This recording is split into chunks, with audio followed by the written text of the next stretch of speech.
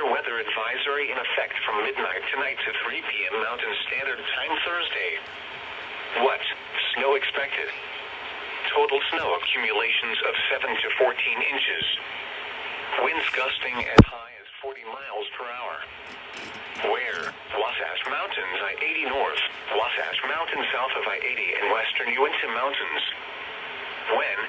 From midnight tonight to 3 p.m. Mountain Standard Time Thursday. Impacts. The snow will result in travel difficulties on high elevation routes across northern Utah. Use caution when traveling. Slow down and use caution while traveling. For graphical depictions of the snowfall forecast, including official National Weather Service forecast, and amount, visit weather.gov/Salt Lake City/winter.